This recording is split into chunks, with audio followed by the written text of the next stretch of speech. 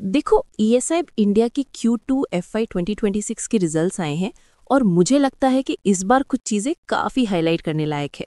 सबसे पहले सितंबर क्वार्टर में उनका total income from operations 38,389 lakh था। पिछले क्वार्टर जून में ये 35,290 लाख था। मतलब सीक्वेंशियल ग्रोथ दिख रही है। बिल्कुल। और अगर पिछले साल के सितंबर क्वार्टर से कंपेयर करें तब टोटल इनकम 33,991 लाख थी। तो ईयर ऑन ईयर भी एक अच्छी जंप है। यानी डिमांड साइड पे प्रेशर नहीं दिख रहा और कंपनी ने अपनी टॉप लाइन को ग्रो किया है। हाँ, और प्रॉफिट की बात करें तो profit before exceptional items and tax इस क्वार्टर में 7,012 लाख था। लेकिन एक एक्सेप्शनल आइटम भी था 3,091 लाख का। ये एक्सेप्शनल गेन उन्होंने लैंड सेल से बुक किया है जो खरदा वेस्ट बंगाल में था।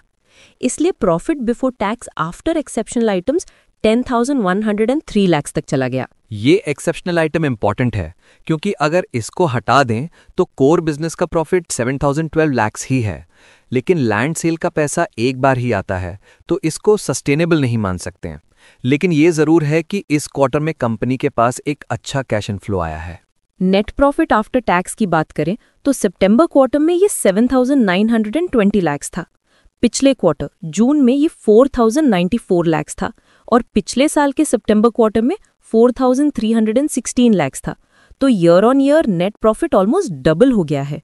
और अगर 6 मंथ्स का क्यूमुलेटिव देखें तो अप्रैल से सितंबर 2025 तक नेट प्रॉफिट 12,014 लाख है, जबकि पिछले साल सेम पीरियड में 8,761 लाख था। यानी लगभग 37% का जंप है। ये काफी स्ट्रांग परफॉर्मेंस है। ईपीएस भी काफी इंप्रूव हुआ है। इस क्वार्टर में बेसिक और डाइल्यूटेड ईपीएस 51.46 रुपीस था, जबकि पिछले क्वार्टर में 26.60 रुपीस था और पिछले साल के सितंबर क्वार्टर में 28.04 रुपीस था। तो शेयर होल्डर्स के लिए ये डेफिनेटली पॉजिटिव न्यूज है। एक और चीज जो मुझे हाईलाइट करनी है वो है डिविडेंड। कंपनी ने अगस्त 2025 में फाइनल डिविडेंड दिया था 42 रुपीस पर शेयर का और अभी नवंबर में इंटरिम डिविडेंड डिक्लेयर किया है 25 रुपीस पर शेयर का। मतलब कंसिस्टेंट पे आउट पॉलिसी दिख रही है। हाँ, और कैश फ्लो की बात करें तो ऑपरेटिंग एक्टिविटीज से कंपनी ने 4,922 लाख जनरेट किए हैं फर्स्ट हाफ में।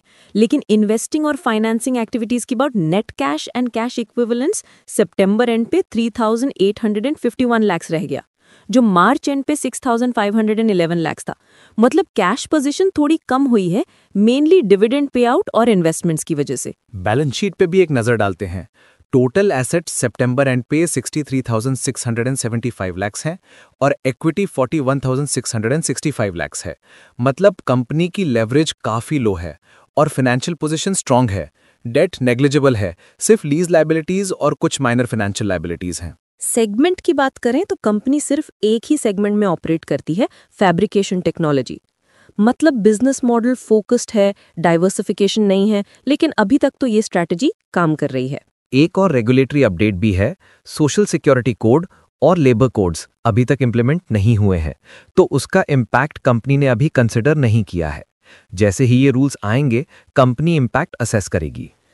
लैंड सेल की बात पे वापस आते हैं। खरदा वेस्ट बंगाल वाली लैंड का पूरा पैसा आ चुका है और कंपनी ने पोजेशन भी डेवलपर को दे दिया है। इसलिए इस क्वार्टर में एक्सेप्शनल गेन बुक हुआ है, लेकिन आगे जाके ये रिपीट नहीं होगा। और एक फ्रेमवर्क के हिसाब से देखें तो कंपनी के कोर ऑपरेशन से प्रॉफिटेबिलिटी स्टेबल है और एक बार के एक्सेप्शनल गेन से नंबर्स और भी स्ट्रांग लग रहे हैं।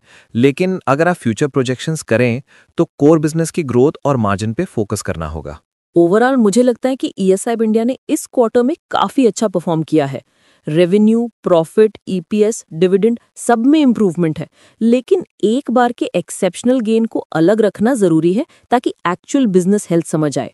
और अगर आप इन्वेस्टर है तो ये रिजल्ट्स डेफिनेटली कॉन्फिडेंस देंगे। लेकिन आपको ये भी देखना होगा कि आगे जाके कंपनी कोर बिजनेस को कैसे ग्रो करती है, क्योंकि लैंड सेल जैसे गेन्स हर साल नहीं आते।